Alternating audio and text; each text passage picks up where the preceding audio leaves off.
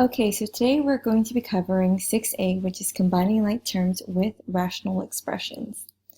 Our content objective is students will be able to simplify expressions, which is in other words, combine like terms involving rational numbers. Our language objective is students will be able to name the different parts of the expressions. And last but not least, why am I learning this? Well, it's important for solving multi-step equations. First, let's go over some vocabulary that you should have covered in 7th grade. First, a variable is a letter that stands for a number. So H is a variable, W is a variable, any letter in the alphabet could be used as a variable.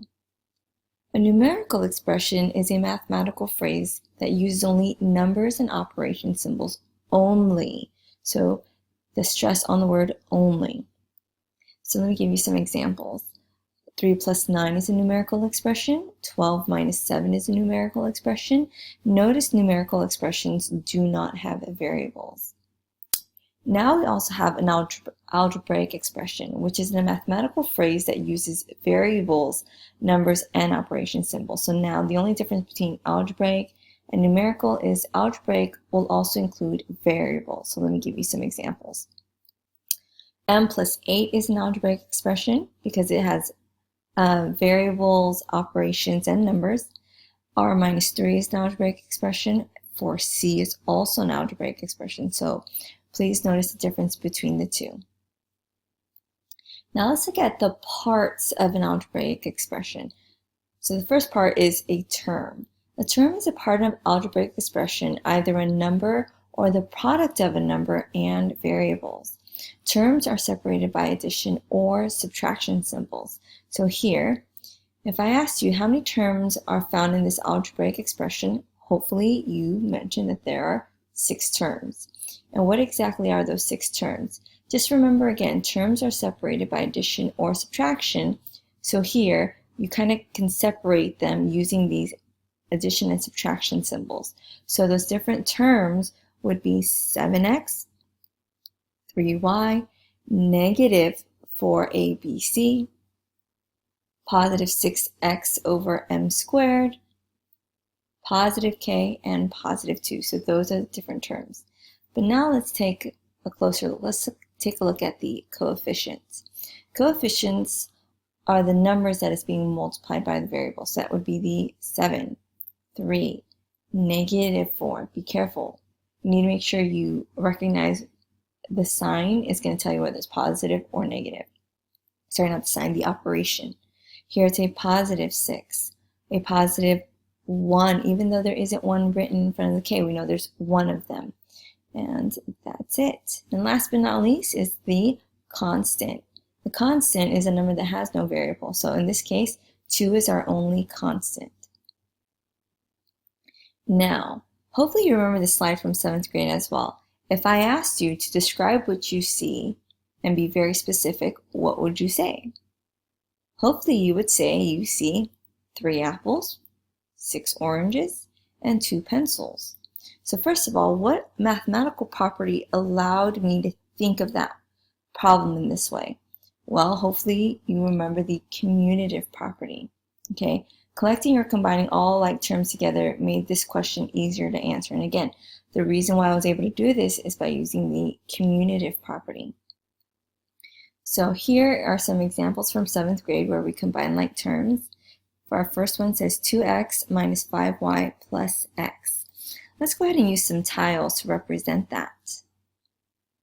Here I have 2x plus negative 5x plus x. So first things first, you're going to get some 0 pairs. So to see what eliminates. So here we have some 0 pairs. We have one more. So basically these will add up to 0. So what are we left with? Here there are 2 negative x's. So I would say my answer after combining like terms is negative 2x. Okay, so let's go back.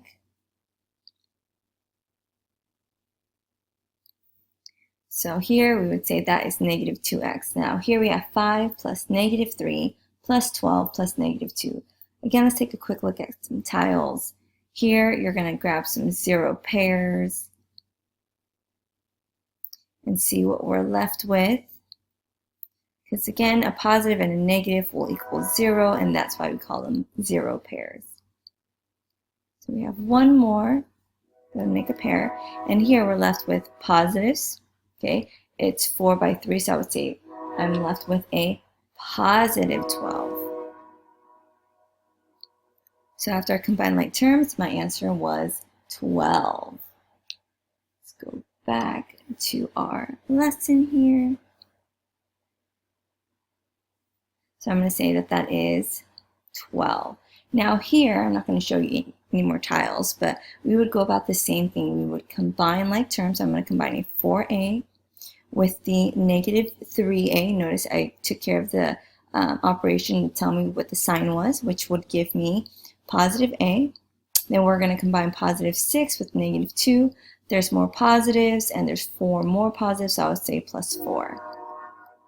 Continuing on, here I'm going to combine like terms. And usually if there's more than one variable, we go in alphabetical order, so x comes before any of the y's and z's. So I'm going to go ahead and combine the x's together. Oh, sorry, one more thing. It's also acceptable to say 1a plus 4, but usually if 1 is a coefficient, we normally don't write it. So back to this example, I'm going to go ahead and combine x, 1x plus 2x, which would give me 3x. Then the next letter in the alphabet would be y, so I'm going to combine a positive 3y with a positive 4y, which would be positive 7y. And last but not least, negative 2z plus 7z. There's more positives, and there's 5 more positives, so I'm going to say plus 5z. And there we have it. So in the instructions, it says to simplify each expression. The very first thing that I want to do is combine my like terms. So I'm going to go ahead and combine my negative 2x with my negative 3 9/10 x. So first of all, there are definitely negatives because that's all I have. I'm going to go ahead and combine it off to the side. I have 3 9/10 with a 2. I'm going to make sure I line up my decimals, which gives me negative 5 9/10 x. Don't forget your x. Now I'm going to go ahead and combine my positive 9 with my negative 1 2/10. There are more positives, so I'm going to go ahead and mark that my answer is going to be positive. Again, I'm going to go off to the side to show my work. I'm going to line up those decimals. Need to borrow. 10 minus 2 is 8. 8 minus 1 is 7, so 7 8/10. So I'm going to say, I believe that the expression is negative 5 9/10 x plus 7 8/10. And that's all you have to do when you're done. So one thing that I want to stress, however, is this expression is equivalent. Okay, it is equivalent to this expression here. The only difference is this is the simplified version of this expression. But again, they are equivalent. Okay, we got to make sure we understand that they're equivalent. So let's move on to the next example.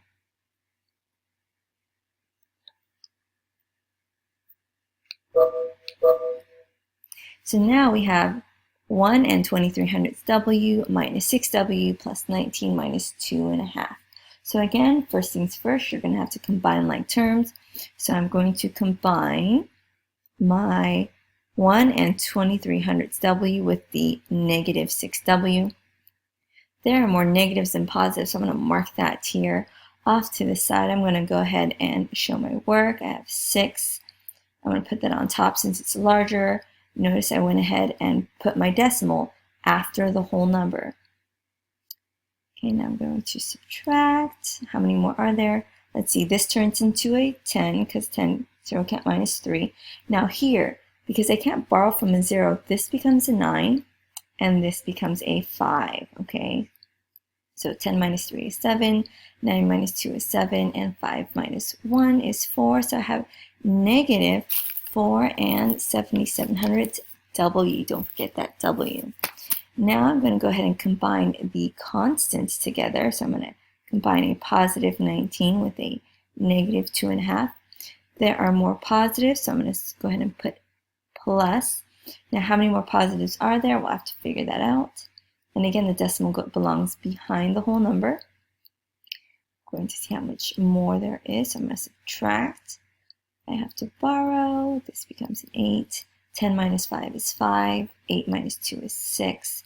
Bring down that 1, and don't forget to bring down that decimal. So it's going to be plus 16.5.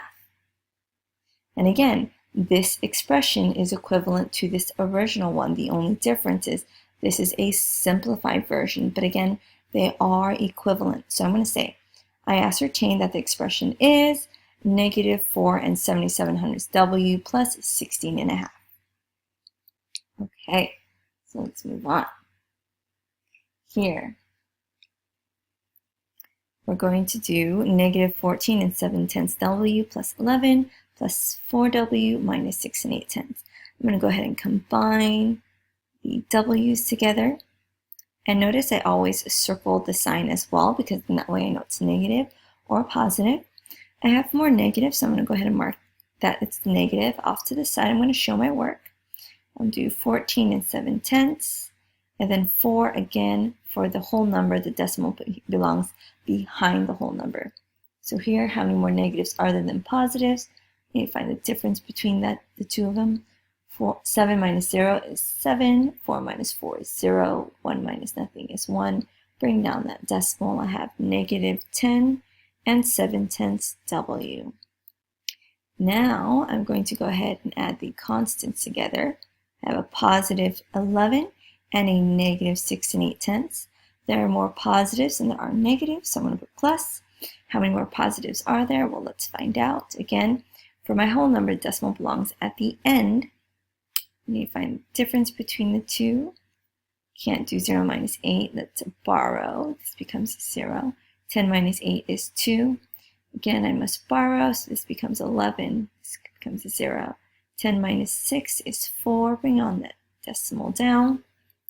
So it's 4 2/10. And once again, I must stress that this is equivalent to this expression. Again, this is just a simplified version of the expression from the one that we're given. Okay, so I'm going to say I ascertain that the expression is negative 10 7/10 W plus 4 2/10. So now for our last problem dealing with decimals, I'm going to go through the same exact steps. This seems a little bit more longer. However, I'm going to go about the same steps. I'm going to go ahead and combine the coefficients together. There's a positive and a negative. There's definitely more positives. I normally would put a sign, but because it's the first term, I don't have to. I'm going to go ahead and figure out how many more positives there are than negatives. Finding the difference. Here I must borrow. 12 minus 3 is 9. 8 minus 1 is 7. So I would get 7 9/10 C. Now I'm going to go ahead and combine all the constants together. I have a positive 34, a negative 23 2/10, and a positive 15. So first I'm just going to go ahead and combine all the positive terms together. So that's going to be, let's see, 34 plus 15 would be 49. So I definitely have more positives, so I'm going to add. Well, now I'm going to compare them. I have 49 positives and 23 2/10 negatives. Again, the decimal goes behind the whole number. Let's find the difference. I'm going to borrow. 10 minus 2 is 8. 8 minus 3 is 5. 4 minus 2 is 2. Bring down that decimal. So I'm going to say it's 25 8/10. So here I would say I ascertain that the expression is 7 9/10 C plus 25 8/10. And again, remember that these two expressions are equivalent. This is just the simplified version of it. But again, they are equivalent. Okay?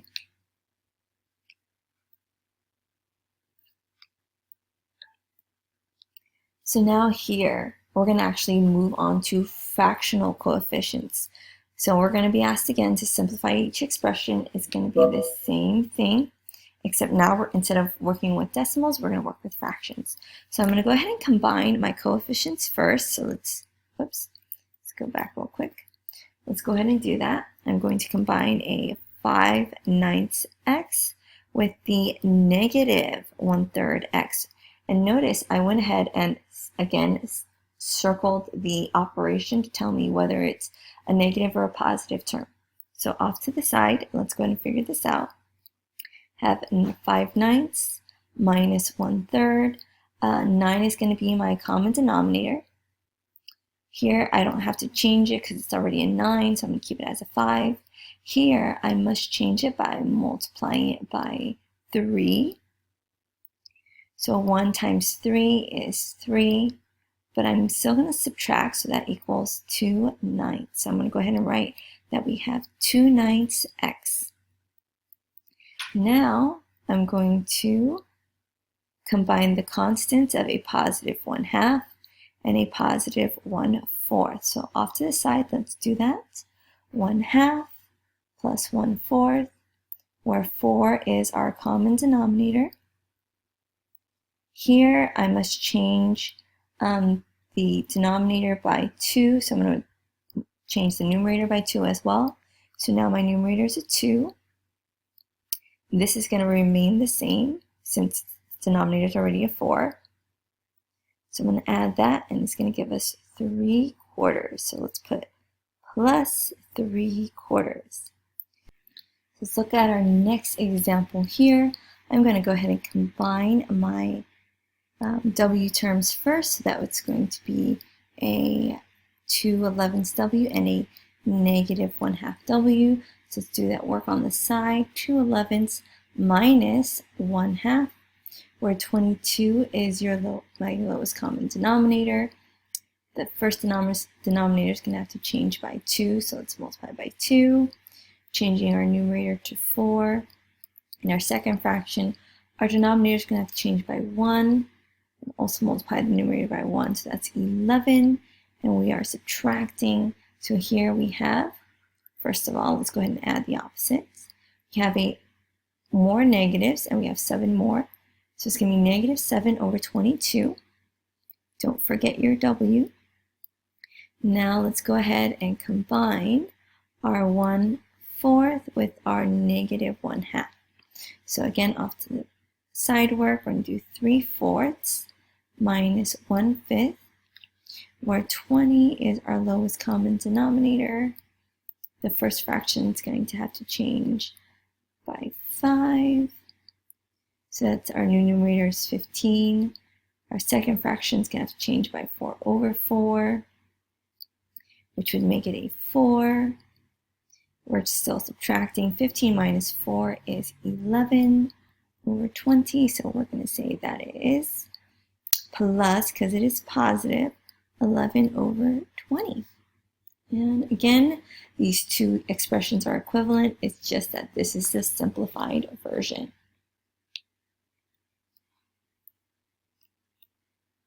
Moving on to the next one. Again, we're going to do the same steps. Let's go ahead and combine like terms. I'm combining a negative w, 1/4 w, and a positive 2/3 w. Off to the side. Our common denominator is 12. So the first fraction is going to have to change by 3/3. New numerator is negative 3. Second fraction is going to have to change by 4/4. Our new numerator is 8. Adding, so that's going to be a positive 5/12. So we have 5/12 w. And now we're going to combine our constant. So let's add our positive 3/5, our negative 1/4, and our positive 1/5. So here, there's two ways to do it, but to be quite honest, I'm noticing that these two fractions have a common denominator, so I'm going to do that first. So I'm going to say 3/5 plus 1/5 is 4/5. It's positive. Now I can go ahead and do 4/5 minus 1/4. 20 is going to be the lowest common denominator. I'm going to multiply the first fraction by 4/4 to get that denominator to be 20. So my new numerator is 16.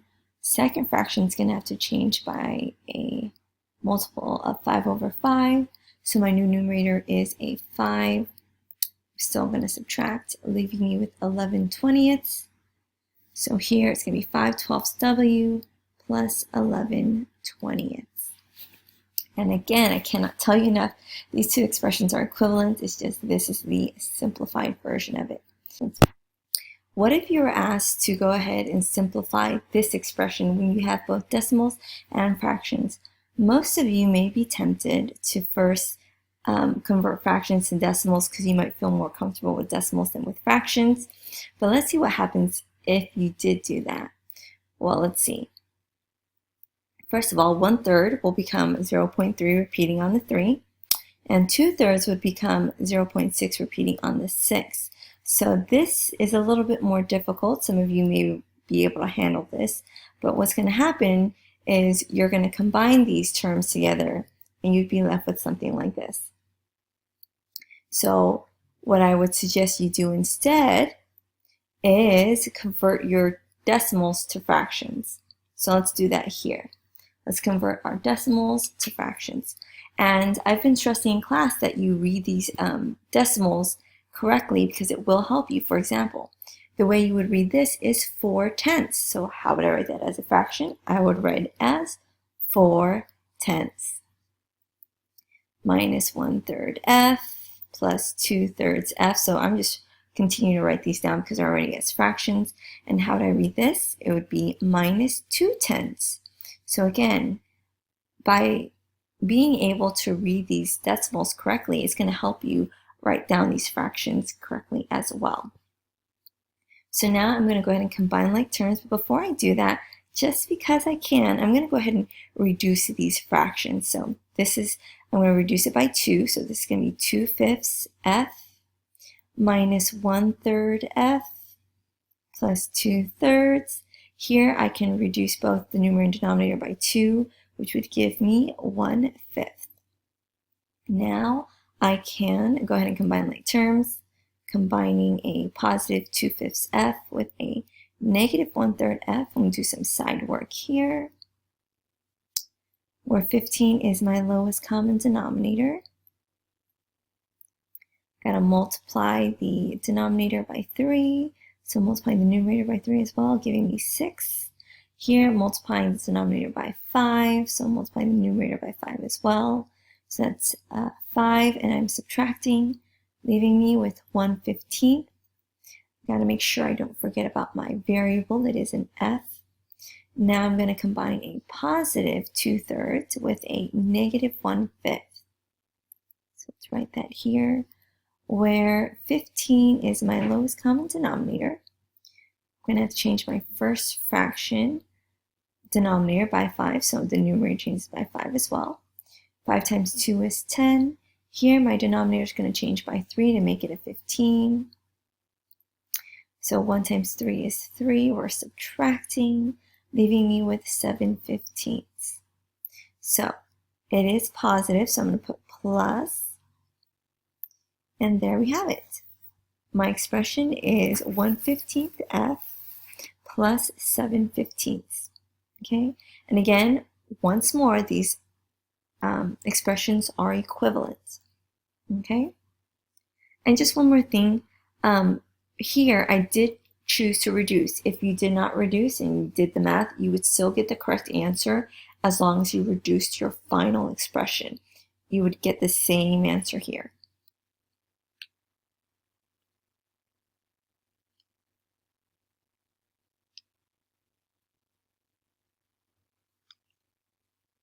So now I'm going to repeat the same thing. I'm going to go ahead and convert my decimals into fractions first. So this is going to be negative 7/10 M plus 5/7 plus 1/2 M minus 25/100. Okay, now I'm going to check to see if I can reduce any of these fractions. Here I can reduce it by 25. So let's go ahead and rewrite all of this first. I'm just rewriting it. I can divide both the numerator and denominator by 25.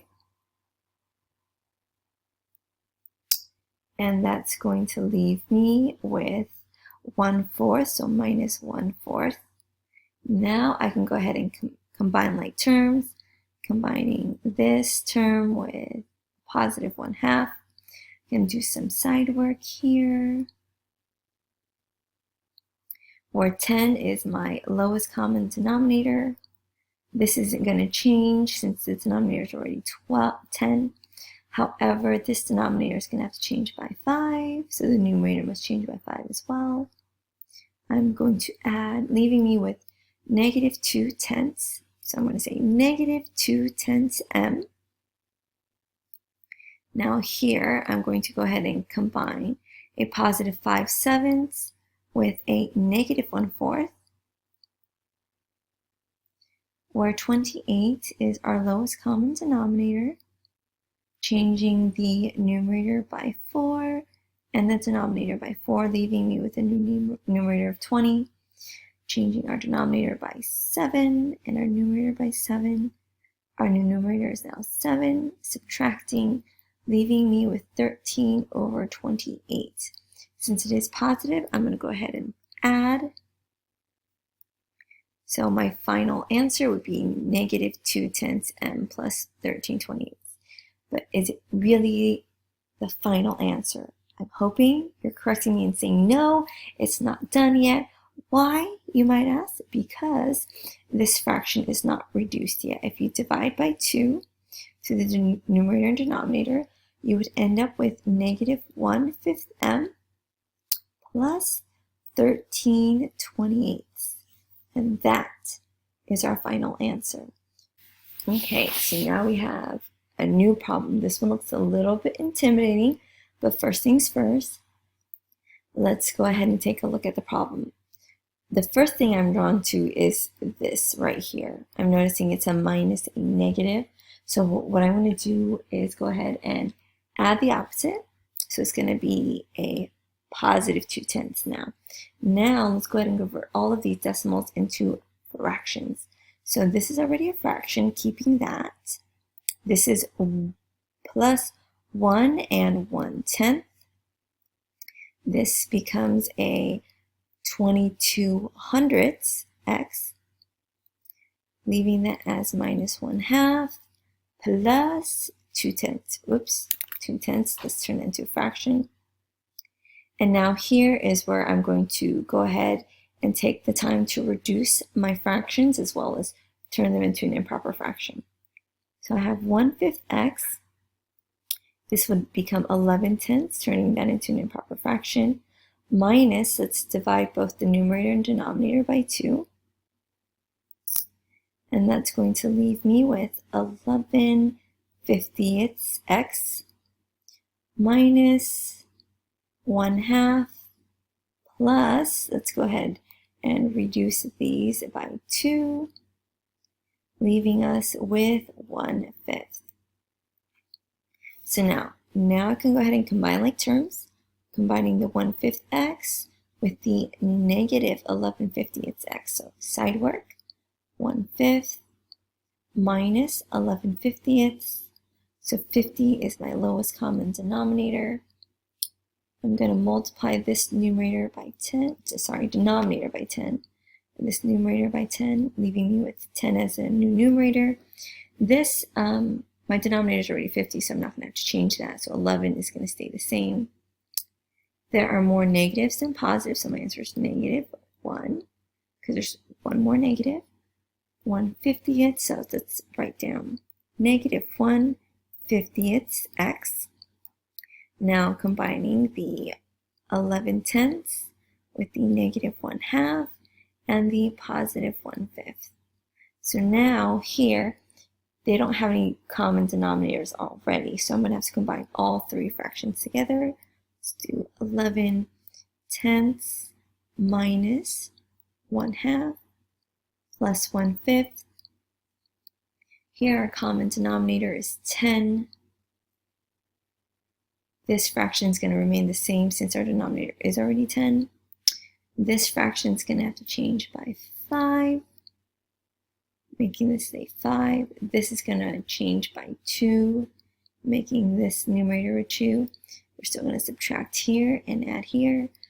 So now I'm just going to work this across because according to order of operations, addition and subtraction are equivalent in ranking, I guess you can say. So let's just do 11 minus 5 is 6, plus 2 is 8. So we have 8/10, but I'm going to reduce this by 2. So that's going to leave me with 4/5. And it is positive, so let's put plus 4/5. And that's it. Again, these two expressions are equivalent. Okay. On to the very last problem. Now, it says, which of the expressions below are equivalent to negative 3/8x plus 2 75/100ths? So, you're going to see a lot of this in your SBAC testing. There might be more than one answer, so please don't just get one and stop. You want to check all of them because there might be more than one answer. So first, I need to check them out. So what I'm going to do first is combine like terms here, a negative 1/4 and a negative 1/2. Here, notice I said 1/4. So let's think about how much a quarter is. It's 25 cents. And what is half? Half a dollar, it's 50 cents. So this would make 75 cents, which in other words, you can also say is 3/4. Since they're negative, I'm going to mark it as a negative. Notice this fraction does not match this, so I can eliminate A. Okay. Now here, it's a prime example. Just to show you real quick, I'm going to add the opposite. This is 2 3/4. What's another way of writing 2 3/4? Well, how much is 3/4? 75 cents. So that definitely matches this constant right here. But let's check to see if these two are equivalent. Okay. I think it's easier to just divide this out to see if it matches the decimal. So let me do that. We're going to do 3 divided by 8. That's going to go in 3 times with a remainder of 6. Let's bring down some zeros. This is going to go in 7 times, so it's 56. Subtract 4, bring down a 0. And that goes in 5 times nice and evenly. So are these equivalent? I would say yes. Okay, let's look at C. Well, I have a negative 1/8, another negative 1/8 x, another one here. So altogether, I have negative 3/8 x. So that definitely matches here with my coefficient. Let's see. And then we have a, kind of covered it, but it was a positive 5. Okay. Positive 5 and a negative. Well, let's see. Are there more positives or negative? Definitely more positives. How many more? Well, let's check. Notice I put the decimal after the 5. So I'm comparing how many more. I'm subtracting. This becomes 10. And I can't borrow from 0, so this becomes a 9. And I have to borrow from the 5, making it a 4. This becomes 5, 7, 3, and, whoops, made one mistake here. 4 minus 2 is 2, not 3. So does this match this expression here? They do, so they are equivalent. So my final answer would be B and C. Okay, so again, notice there was more than one answer. So I couldn't just say, oh, B is it, and not have checked C. So you got to be careful. Well, that concludes our lesson for today. Thank you for tuning in, and until next time, keep working hard.